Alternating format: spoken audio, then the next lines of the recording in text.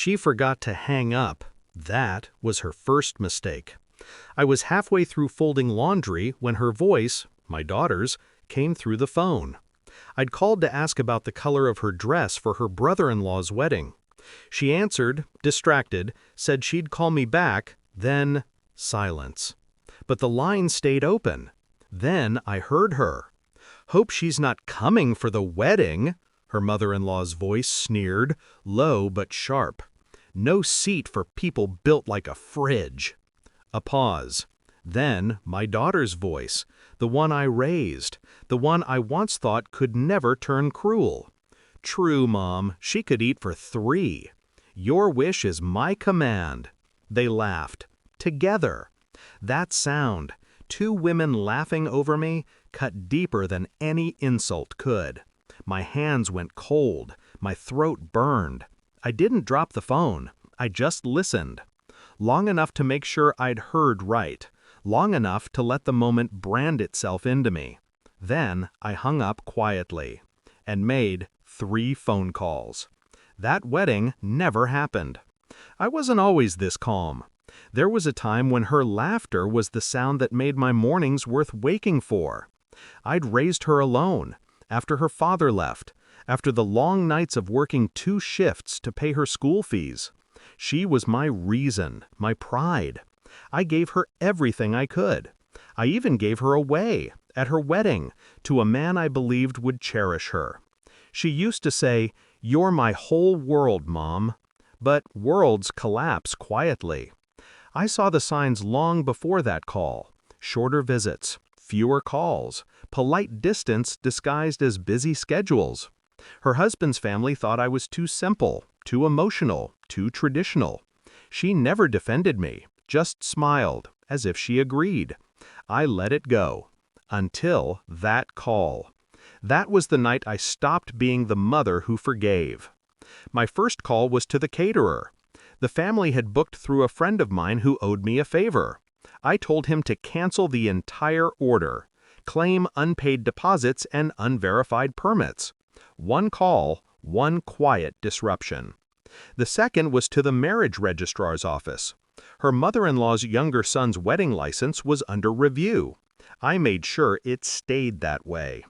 You see, the registrar's wife was once my student. She still calls me ma'am. I reminded her of the rules. Missing signatures, incomplete verification. Bureaucracy can be slow when you need it to be. The third call was to my lawyer.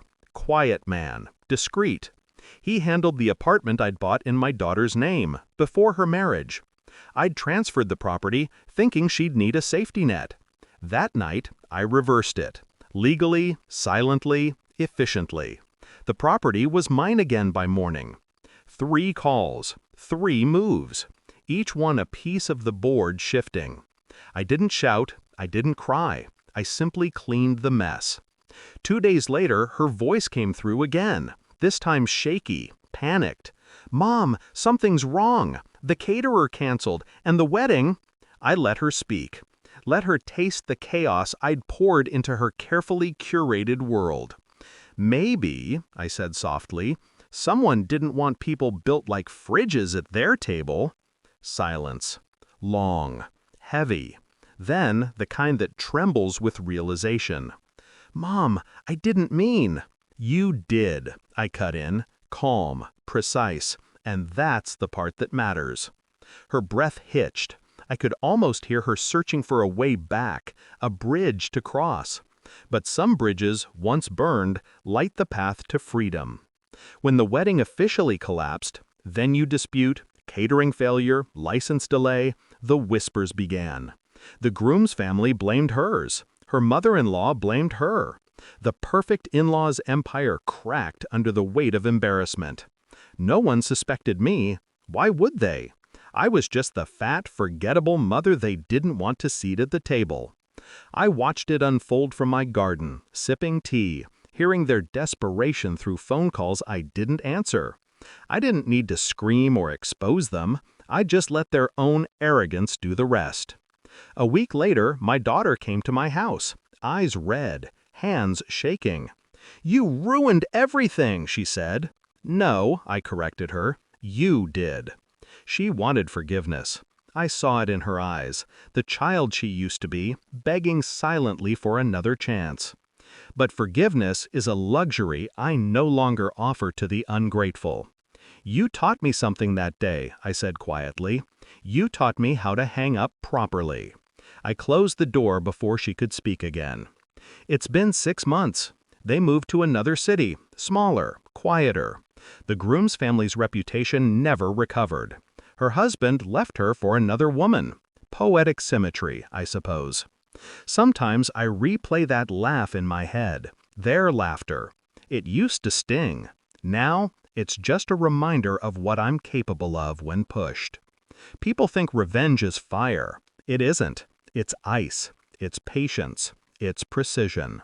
3 calls. That's all it took. And every time I see a wedding invitation now, I smile. Because I know, sometimes the only seat that matters is the one you take back for yourself.